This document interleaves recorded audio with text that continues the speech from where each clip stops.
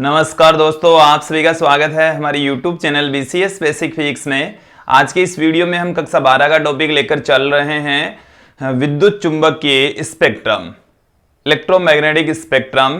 देखिए, स्पेक्ट्रम का मतलब होता है कि यदि आप तरंगों को तरंगदैर्घ्य या आवर्ती के बढ़ते या घटते क्रम में व्यवस्थित कर दें तो उस व्यवस्था को स्पेक्ट्रम कहा जाता है।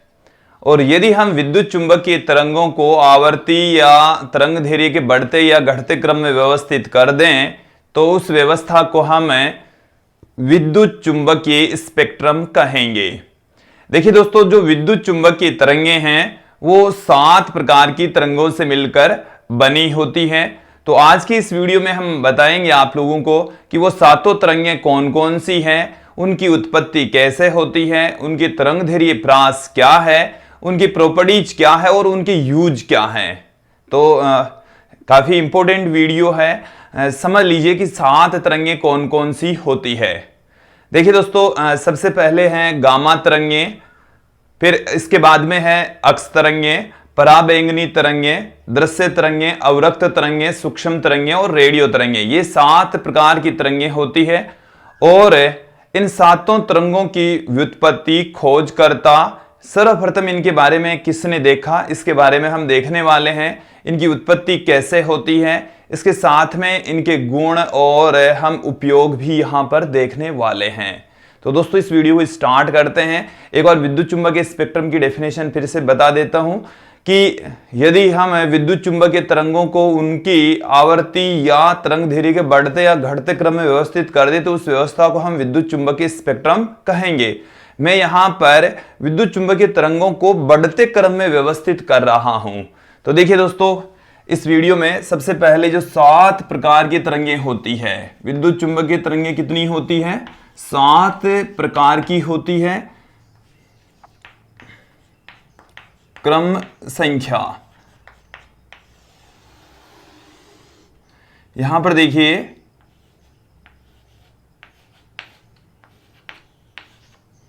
ये हमारे पास में 7 प्रकार है। तरंग का नाम, ये विद्युत चुंबकीय तरंग का नाम है। देखिए, सबसे पहले जो तरंग है वो है गामा तरंग, और जो दूसरी जो तरंग है वो है अक्स तरंगें या अक्स किरणें। तीसरी है पराबैंगनी किरणें, पराबैंगनी तरंगें। चौथी है दृश्य तरंगें। फिर है अवरक्त तरंगें, सूक्ष्म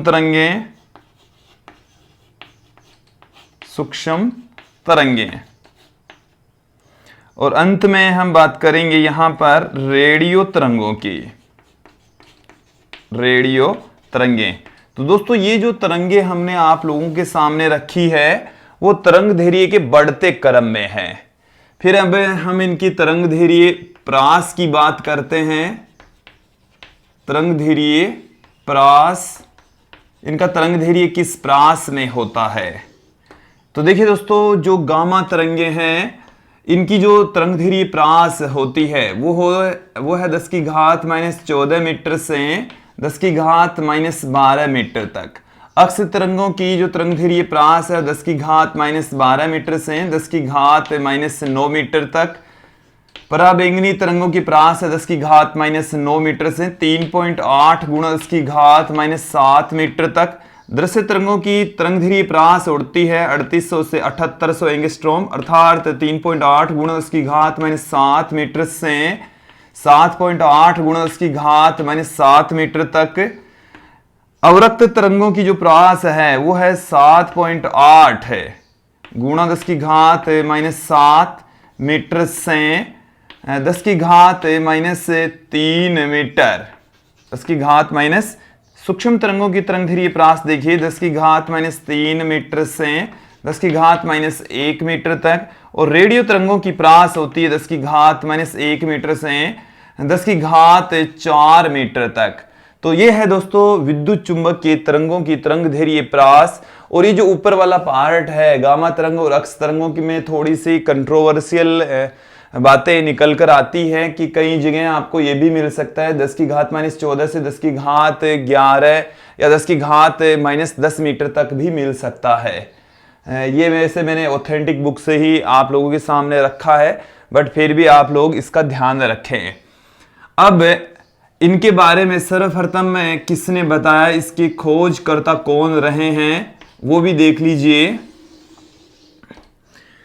जो गामा तरंगे हैं उसकी खोज करता है हेनरी बेक्यूरेल और मैडम क्यूरी। इन्हों दोनों ने इसकी खोज की थी। अक्स तरंगों की खोज करता थे रोंटेजन। फिर जो पराबैंगनी किरणें हैं उनकी खोज करने वाले बताने वाले थे रिटर।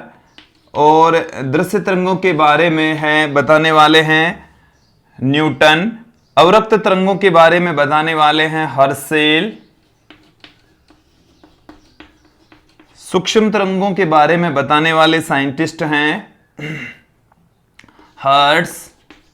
और रेडियो तरंगों के बारे में चर्चा करने वाले बात करने वाले जो साइंटिस्ट हैं वो है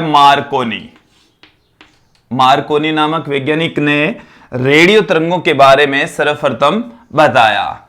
अब इनकी व्युत्पत्ति कहां से होती है, इनकी व्युत्पत्ति हम यहां से देख लेते हैं। देखिए दोस्तों, व्युत्पत्ति समझ लेते हैं।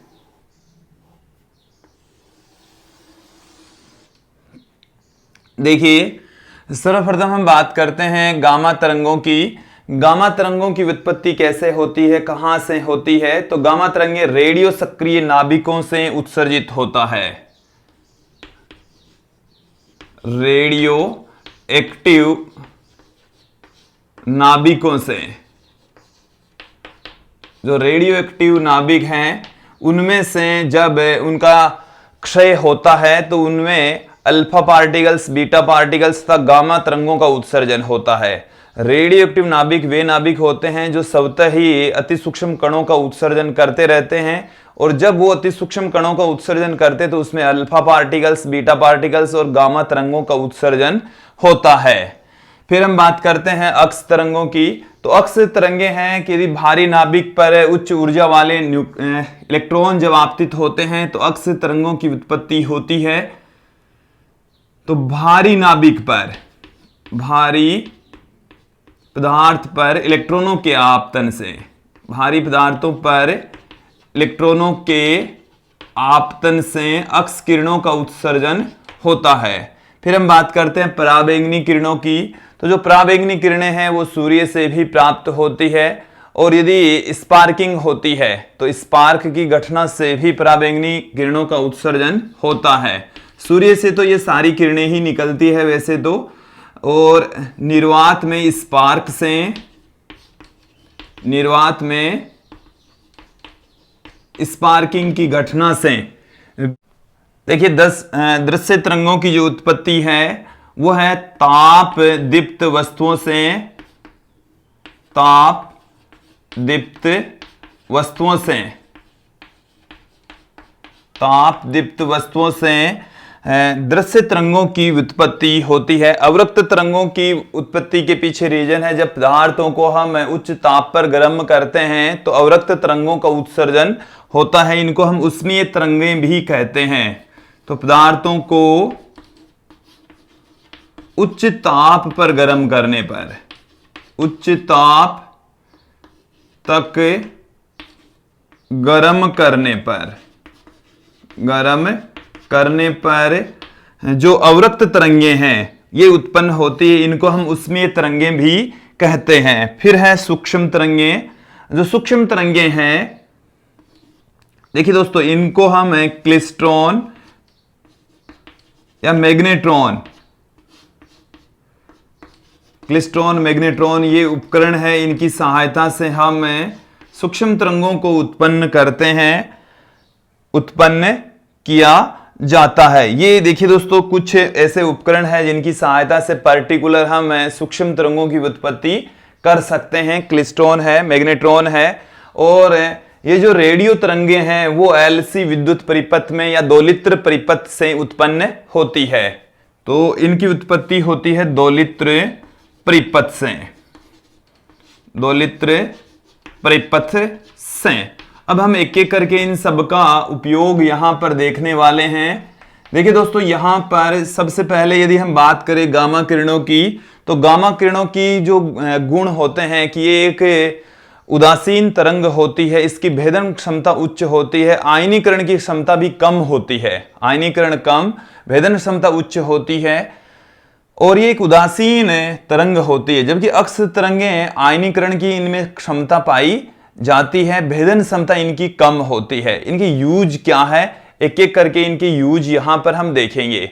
तो देखिए दोस्तों, इनके यूज यदि आप लोगों को पूछे जाएं तो एक यूज तो यह है कि इनका जो उपयोग है, गामा तरंगों का उपयोग है, वो अक्स कैंसर के उपयोग में, कैंसर को ठीक करने में, अर्थात चिकित्सा के क्षेत्र में इनका यूज होता है।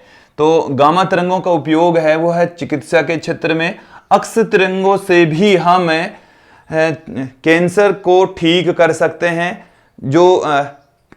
जो घातक कोशिकाओं का निर्माण होता है कैंसर के दौरान, उनको नष्ट करने में अक्स तरंगों का उपयोग किया जाता है।